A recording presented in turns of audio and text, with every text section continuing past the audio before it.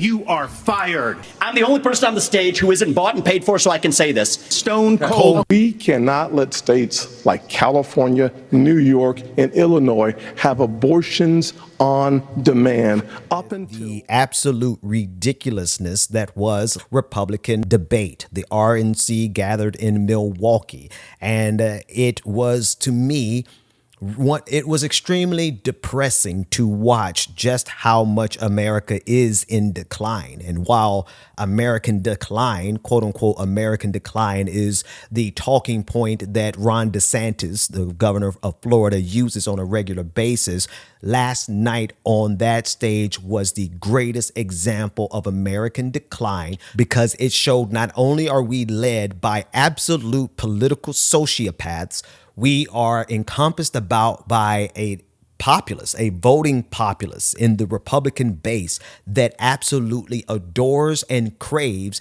the most asinine and backwards policies imaginable. For example, here is Ron DeSantis' biggest applause line of the night when he bragged about his policies during COVID-19.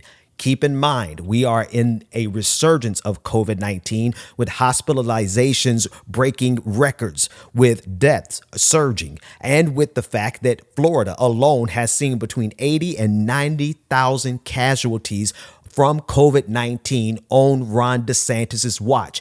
Yet and still, this was the biggest applause he got the entire night. Handed COVID-19 by locking down this economy. It was a mistake. It should have never happened. And in Florida, we led the country out of lockdown. We kept our state free and open.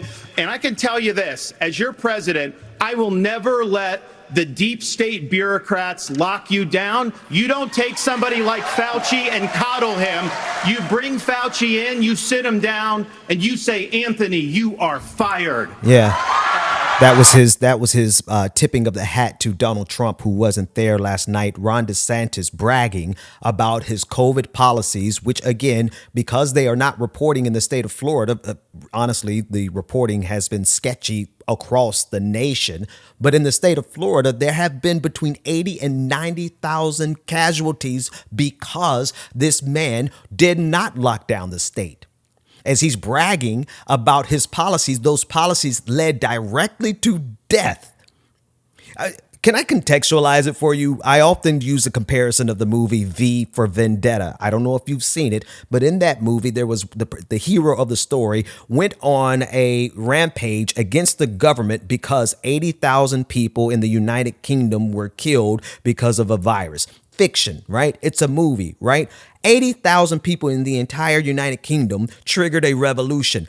80,000 people in the state of Florida alone died. Between 80 and 90,000 died. And here this man is bragging about it on stage to a thunderous applause from an audience that obviously wants that type of madness.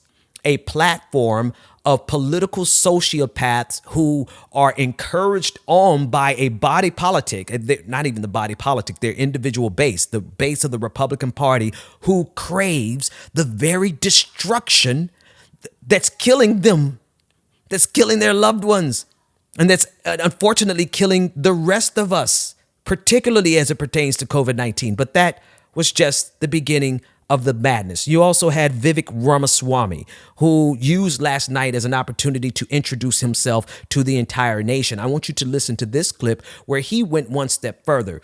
He went one step further and decided to say that climate change itself was a hoax. Now, in this clip, it's going to sound as though the audience is booing him because he said climate change was a hoax. But I want you to listen to what he said before. I want you to listen to his prelude, because I'm of the opinion that they didn't boo him because he said climate change was a hoax. That has become a standard talking point in the Republican Party. I believe they only booed him because he attacked the rest of the candidates on the stage as being bought and paid for. Let us be honest as Republicans. I'm the only person on the stage who isn't bought and paid for, so I can say this. The climate change agenda is a hoax. The climate change agenda is a hoax. And we have to declare independence for it. And the reality is, the anti-carbon agenda is the wet blanket on our economy. And so the reality is, more people are dying of bad climate change policies than they are of actual climate change. Governor Haley, are you bought and paid? Yeah.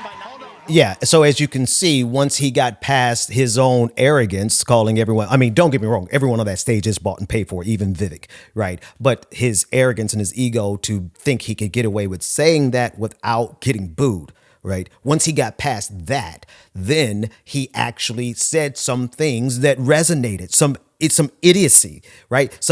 Just absolute absurdity to suggest that more people are dying from climate change policy than actual climate change. He called it an anti-climate, or rather an anti-carbon agenda, right? And if you ask Republicans, or at least CNN asked a focus group of Republicans who won last night, they said Vivek Ramaswamy, the millennial, the 38-year-old who doesn't believe in climate change. In fact, he believes that it is a hoax. That is the future of the Republican Party as we endure the hottest summer in our lifetime and the coolest summer for the rest of our lives. It's the absurdity of it all. And if we go a little bit further in the debate, they used fentanyl and they used the border as a pretext and justification of an invasion of Mexico. And of course, Ron DeSantis, another applause line of the night, was when he got the opportunity to flex his sociopathy, saying that he's going to leave the drug cartel dead at the border, stone cold dead at the border. President of the United States, your first obligation is to defend our country and its people. And that means you're sending all this money, but you're not doing what we need to do to secure our own border. We have tens of thousands of people who are being killed because, well, we're not handling both.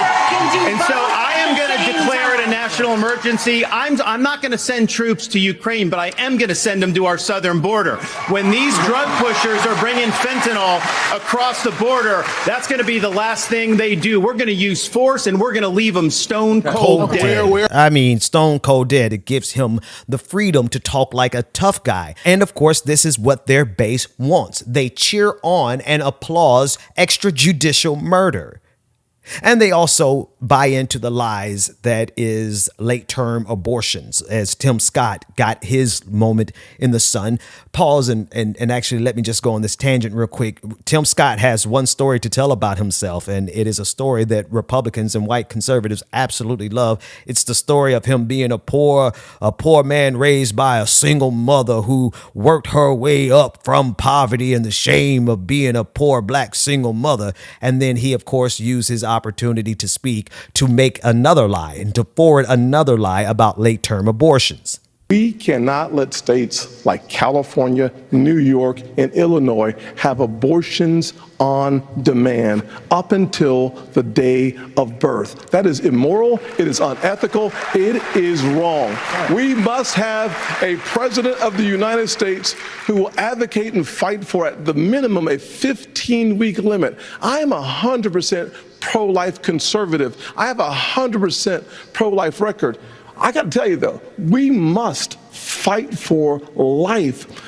Our Declaration of Independence says our Creator gave us inalienable rights that include life. That is a list. That is an issue we must solve. We can't leave it to Illinois. We can't leave it to Minnesota. We can't leave it to Illinois. We must solve that issue with a 15-week limit at a minimum. Brett, I think we're all pro-life, but what I would love is for someone to ask Biden and Kamala Harris, are they for 38 weeks? Are they for 39 weeks? Are they for 40 weeks? Because that's what the media needs to be asking. Yeah, and of course, that was Nikki Haley getting in a little bit of the same lie. There's late-term abortion only occur when the mother's life is at risk. And what the Republicans are trying to do is portray families, mothers and fathers, or even just the mothers who have major life-threatening complications during their pregnancy, and in this case, at the end of their pregnancies. They're trying to make it seem as though those women just want to abort babies just because. Completely erasing the reality that this is one of the most difficult decisions these women have ever are ever forced to make, because in this case, they want the baby. The late term abortions, they want to come all the way to term, but their lives are at risk and they have to choose between the mother and the child. And what these politicians are doing is not only portraying these women who have to make these decisions in these most barbaric terms, but they're also condemning these women to death, the mothers. That's what a late-term abortion is about. Will the mother live or will the mother die? And yet this is another lie in the litany of lies from an obscenely absurd Republican Party.